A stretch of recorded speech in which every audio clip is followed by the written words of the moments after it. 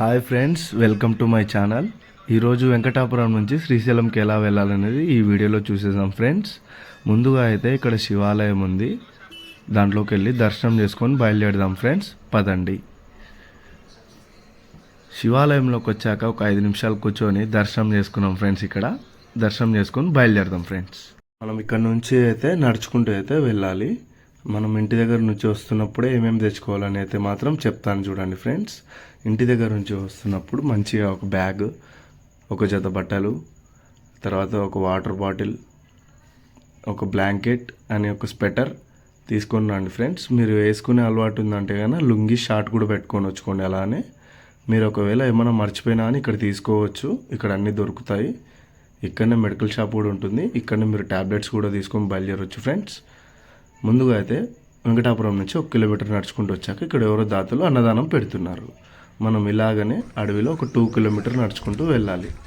వెళ్ళాక మనం first check post అయితే వస్తుంది.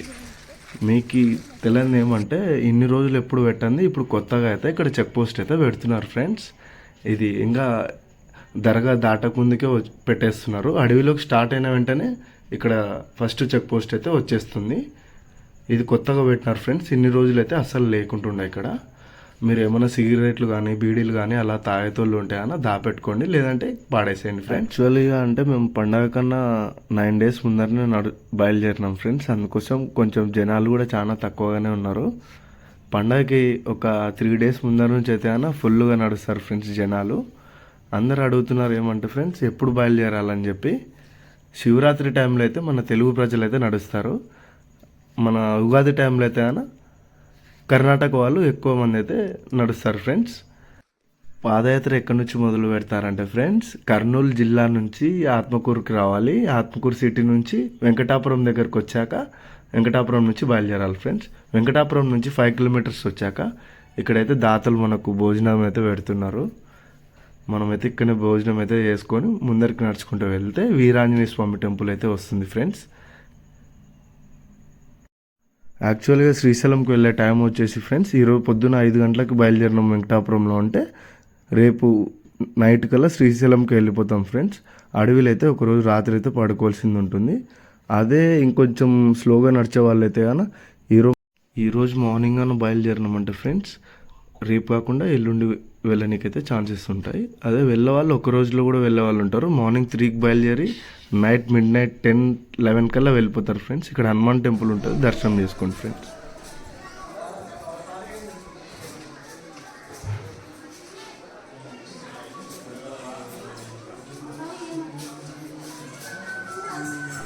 ఆంజనేయ స్వామిని మనం దర్శనం చేసుకొని అయితే ఇలానే కొంచెం 100 మీటర్స్ ముందరికి వెళ్ళామంటే మనకు దర్గా అయితే వచ్చేస్తుంది ఫ్రెండ్స్. మనం దర్గాకి అయితే వచ్చేసాం ఫ్రెండ్స్. దర్గాలో వెళ్ళి దర్శనం చేసుకొని ఇక్కడ నుంచి వెళ్దాం ఫ్రెండ్స్. దర్గా నుంచి అలానే కొంచెం ముందరికి నడుచుకుంటూ వెళ్తే ఇక్కడ సెంచుగూడెం అని చెప్పి వస్తుంది ఫ్రెండ్స్. నాగులూటి సెంచుగూడెం అంటారు.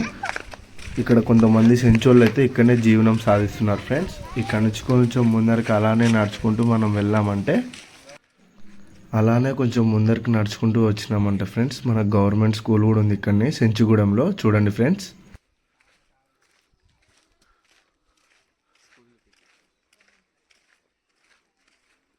ప్రభుత్వ ప్రాథమిక పాఠశాల నాగులూటి చెంచుగూడెం, ఆత్మకూరు, కర్నూలు మండలం. సెంచుగూడెం నుంచి ఇలానే నడుచుకుంటూ 1 కిలోమీటర్ వెళ్ళామంటే మనకు రెండో చెక్ పోస్ట్ అయితే వచ్చేస్తుంది ఫ్రెండ్స్.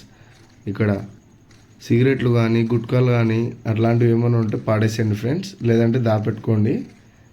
ప్లాస్టిక్ వస్తువులు ఏమైనా ఉంటే ఎక్కడంటే అక్కడ అడవిలో పాడేద్దండి ఫ్రెండ్స్. ఎందుకంటే మూగజీవులు ఉంటాయి, అవి తిన్నాక దానికైతే డైజెషన్ అయితే కాదు ఫ్రెండ్స్. మీరే అర్థం చేసుకోండి. ఇంకోటి ఇక్కడ ఫారెస్ట్ డిపార్ట్మెంట్ వాళ్ళు కూడా చెప్పారు, మీరు కూడా అయితే వినండి ఫ్రెండ్స్ ఒకసారి. మీకు సిగరెట్లు అవన్నీ ఏమైనా ఉంటే వాళ్ళు ఇక్కడైతే తీసేసుకుంటారు ఫ్రెండ్స్. ఎందుకంటే అడవి మధ్యలో ఎక్కడంటే అక్కడ వేస్తే అడవి అంటుకునే ఛాన్సెస్ అయితే ఉంటాయి కాబట్టి వాళ్ళు ఇక్కడనే ఇంత స్ట్రిక్ట్గా చెక్ చేసి మనల్ని. మీరు ఎక్కడైనా తీసుకోండి, తాగిన తర్వాత ఏమైనా వస్తువులు తిన్న తర్వాత డస్ట్బిన్లో వేయండి అంతే. ఎందుకంటే ఎక్కడ పడితే అక్కడ వేసామంటే జంతువులు తిన్నారంటే అవి జడ్జెస్ కావు దానికి, అందుకోసం అని.